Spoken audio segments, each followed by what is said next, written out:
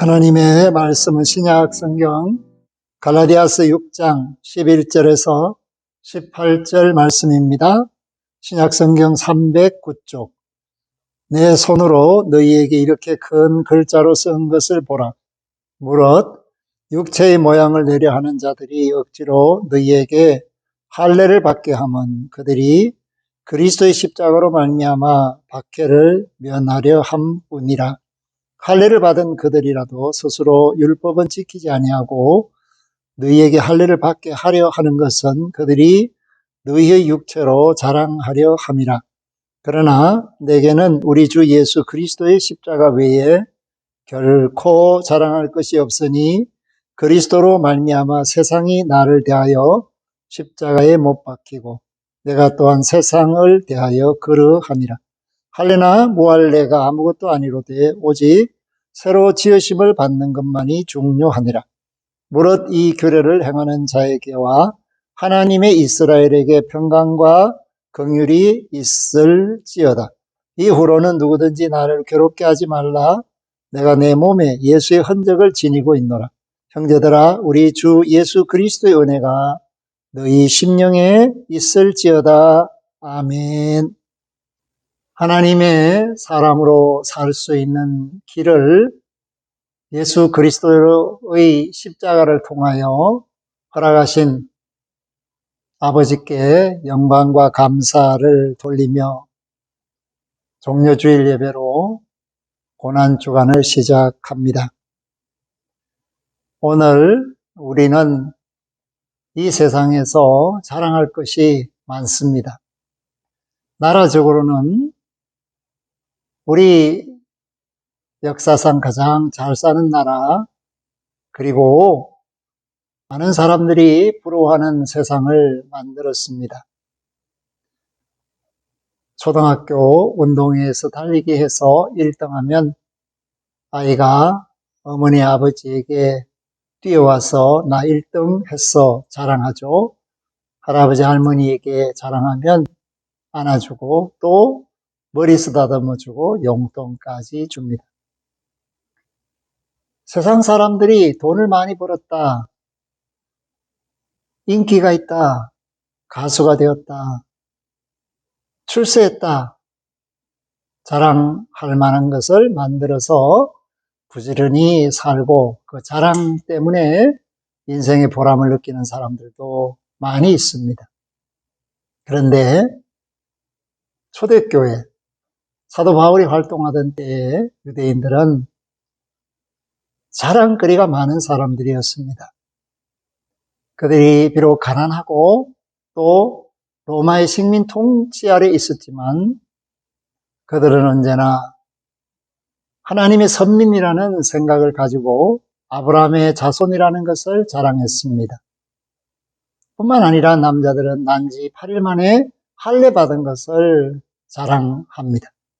또 어떤 사람은 자신이 바리새인이라는 것을 자랑하고 또 어떤 사람은 율법대로 산다고 자랑을 합니다. 이렇게 온통 육체의 것들, 자신의 혈통으로 자연히 얻을 수 있는 것들, 또 약간의 관심만 가지면 관습대로 행할 수 있는 그러한 것들을 마치 훈장처럼 여기고 자랑하는 사람들이 이방인들이 예수 그리스도를 믿고 하나님의 아들, 딸이 된다라는 사실에 대해서 분내게 되고 시기하게 됩니다. 그 결과 이방인들도 할례를 받아야 한다라고 가르치면서 그리스도의 십자가의 피를 무력화하려는 시도가 있었습니다. 그랬을 때 사도 바울이 이러한 잘못을 지적하면서 육체로 자랑하지 말고 정녕 새 사람이 되게 하는 십자가로 자랑하는 사람이 되라. 그래서 바울이 14절에 내게는 우리 주 예수 그리스도의 십자가 외에 결코 자랑할 것이 없으니 아멘. 그렇게 고백을 하게 됩니다. 사랑하는 성도 여러분, 십자가는 우리의 자랑이어야 합니다. 저는 십자가를 자랑스럽게 여기며 십자가 때문에, 그 주님의 사랑 때문에 하나님의 아들, 딸이 된 것을 무한한 영광과 기쁨으로 고백하며 매일 매 순간을 살고 있습니다. 십자가 외에는 나의 전생애의 문제, 죄와 사망의 문제를 해결할 수 있는 어떤 방법도 없습니다. 그러니까 하나님의 아들, 딸이 될 수 있도록 근본적으로 인간의 문제를 해결해 주신 하나님은 예수 그리스도를 통하여 구원을 이루게 하셨고, 오늘 저와 여러분들이 그 십자가를 자랑스럽게 여겨야만 하나님의 사랑에 감사하는 삶을 사는 믿음의 사람이라는 것을 스스로 드러낼 수가 있습니다. 유대인들에게는 십자가가 끄리낌이었습니다. 그렇기 때문에 나무에 달려 죽은 자는 저주를 받는다라고 생각을 했습니다. 헬라인에게 그것은 부끄러움이었습니다. 어떻게 그렇게 구원을 얻을 수 있을까? 그렇기 때문에 그 십자가는 신비입니다. 그리고 그 신비는 내가 세상에 대하여 죽게 하고 하나님께 대하여 살게 하는 새로운 출발점이 되는 것이고, 동시에 정과 욕심으로 사로잡혔던 나는 십자가를 통하여 죽고 하나님께서 의롭다 하시는 새 사람으로, 하나님의 아들, 딸로 거듭나게 하시는 은혜와 사랑의 자리가 바로 그 십자가를 통하여 이루어지게 됩니다. 그래서 사도 바울은 나는 십자가 외에 자랑할 것이 없다라고 분명하게 고백을 합니다. 그렇기 때문에 갈라디아서 2장 20절의 그 고백은 내가 그리스도로 말미암아 사는 사람이 되게 한 것은 그 정과 욕심을 십자가에 못 박을 수 있었기 때문이고, 그 정과 욕심을 십자가에 못 박고 나니 정녕 죄와 사망에서 홀가분하게 된 진정한 자유인으로서 살게 되었나라.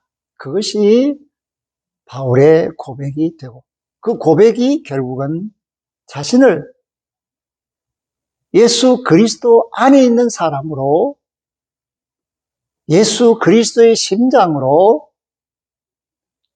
사나 죽으나 오직 주를 위하여 사는 사람으로, 그리고 죽음조차도 기꺼이 받아들일 수 있는 참으로 용기 있는 사람으로 하나님을 사랑하게 하셨다라는 것입니다. 갈라디아 사람들은 예수님을 전함받았습니다. 그래서 그들은 예수님을 고백하며 십자가의 사랑을 의지합니다. 그런데 난데없이 예루살렘에서 사람들이 옵니다. 그리고 부족한 것이 있다. 그것은 곧 육체의 표가 있어야 되는데 할례를 받아야 완전해진다 라고 가르치게 됩니다. 그래서 갈라디아 사람들뿐만 아니라 당시 이방의 그리스도인들이 혼란스럽게 되고 할례 받는 사람들이 늘어나게 되었습니다. 그 결과가 뭐냐?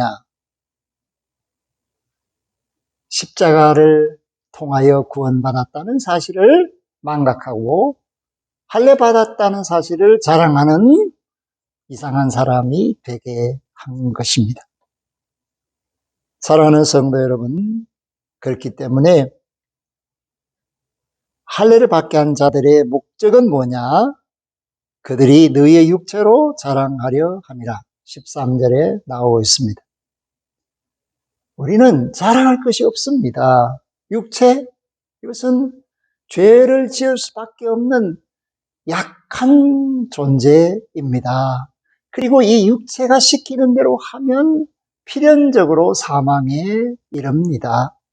그러므로 육체의 소욕은 성령을 거스리죠. 말씀에 불순종하게 합니다. 그렇기 때문에 오늘 종려주일 예수님이 예루살렘에 입성하고 죄 가운데 사망 가운데 놓여있던 모든 사람들을 위하여 고난을 받으시고 십자가의 길로 가시는 그 동인이 뭐냐? 하나님의 사랑, 하나님의 온전하심, 하나님의 거룩하심을 드러내기 위함이십니다.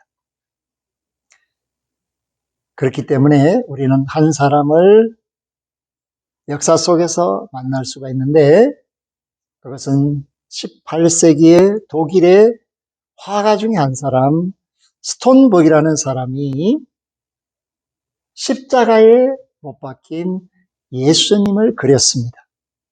그리스도의 십자가죠. 그리고 그 그림 아래에다가 다음과 같이 글을 써 놓았습니다.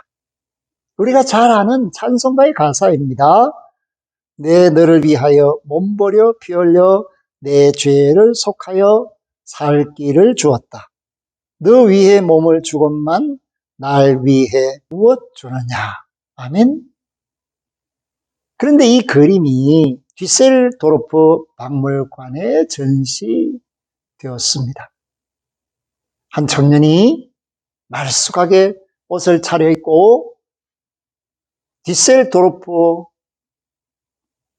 박물관 전시실에서 하나씩 그림들을 감상하는 가운데 스톤복이 그린 그리스도의 십자가라는 이 작품에 눈이 가고 그 작품 아래 써놓은 내 너를 위하여 몸버려 피 흘려 내 죄를 속하여 살 길을 주었다.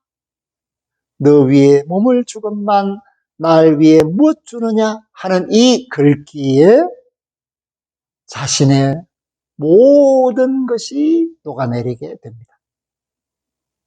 그래서 그때부터 그가 사치를 버리고 검소하게 믿음으로 하나님의 뜻을 드러내기 위하여 살겠다 결단하고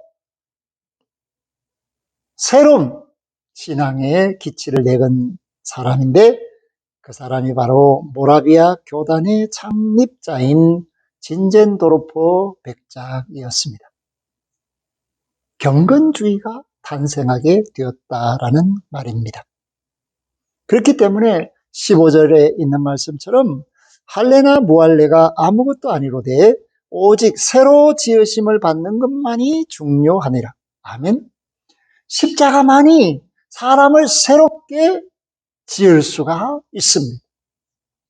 다른 어떤 방법으로도 사람을 새롭게 할 수가 없습니다. 오직 십자가에 달리신 예수 그리스도의 보혈의 피만이 사람을 씻어 정결케 할 수 있기 때문입니다. 그렇기 때문에 십자가를 자랑하는 것은 모든 믿는 자에게 너무나도 당연한 일이며 나는 십자가 외에 자랑할 것이 없습니다. 라고 바울이 고백하듯이 오늘 이 시대를 사는 저와 여러분들도 동일한 신앙의 고백이 필요합니다. 강단에 서 있는 저도 나의 자랑은 십자가입니다. 십자가 외에는 자랑할 것이 없습니다. 여러분들도 마찬가지입니다.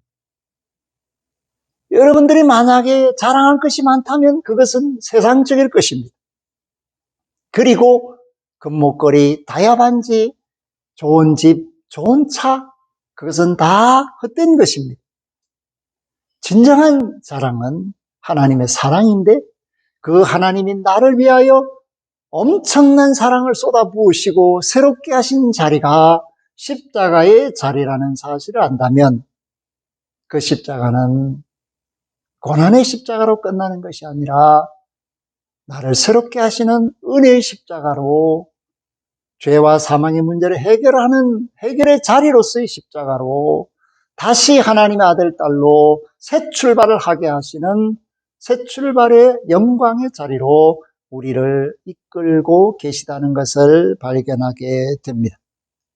사랑하는 성도 여러분, 바울은 그 십자가의 흔적을 가지고 살았습니다. 예수의 흔적을 가지고 살았습니다. 예수님을 모시고 살았습니다. 오늘 저와 여러분들이 진정 은혜 받은 사람이라면, 믿는 사람이라면, 그 십자가를 사랑하는 사람이라면 우리 심령에 예수님이 계시게 됩니다. 그러므로 18절에 이렇게 말합니다. 형제들아, 우리 주 예수 그리스도의 은혜가 너희 심령에 있을지어다. 아멘. 그리스도의 은혜가 뭡니까? 십자가입니다. 그 십자가의 사랑이 너희 심령에서 잊혀지지 않고 새겨져 있으라. 그것이 바로 고난주간을 시작하는 이 종료주일에 저와 여러분들이 자랑거리를 가지고 있다는 사실을 고백하면서 그 십자가가 나에게 얼마나 소중한지를, 그리고 이 십자가가 얼마나 많은 사람들에게 필요한지를 깨닫고 그 놀라운 하나님의 사랑을 전하는 저와 여러분들이 될 수 있기를 주의 이름으로 축복하며 부탁합니다. 아멘. 하나님 감사합니다. 오늘 말씀 속에서 우리는 자랑거리가 있습니다. 하나님이 사랑 때문에 우리에게 주신 예수의 십자가입니다. 십자가 빼고는 우리를 말할 수가 없습니다. 십자가 없이는 구원도, 십자가 없이는 소망도, 십자가 없이는 사랑도 알 수가 없고 행할 수가 없습니다. 주님의 이 고귀한 십자가가 나를 살리고 시대를 살리고 믿는 자를 살렸고 또 앞으로 그 십자가를 바라보고 영접하는 자를 살립니다. 고난주간이 시작되는 이 종료주일에 나의 자랑, 우리의 자랑, 예수 그리스도의 십자가를 잊지 않게 하시며 그 십자가의 사랑이 우리 심령에 새겨져 영원히 살아있음을 기억하게 하옵소서. 감사를 드리옵고 예수 그리스도 이름으로 기도 올리옵나이다. 아멘. 지금은 십자가의 주, 구원의 주, 생명의 주, 인생의 문제를 해결해 주신 주 예수 그리스도의 은혜와 사랑의 자리가 무엇인지를 알게 하시고 그 사랑에서 끊을 수 없도록 연결해 주심으로 아버지와 아들로 고백하게 하시고 돌보심을 받게 하시고 인도하심을 받게 하시고 말씀을 주신 하나님 우리 아버지의 극진하신 사랑하심과 믿음과 소망과 사랑을 마음판에 새기고 십자가의 주님을 만나게 하시고 고백하게 하시고 사랑하게 하신 성령님의 교통하심이 머릿속에 예배하는 이들과 이전을 출입하는 심령들과 십자가를 자랑하며 전도하는 이들과 구원받아 마땅한 이들 위에 영원토록 항상 함께 하시기를 축원하옵나이다. 아멘.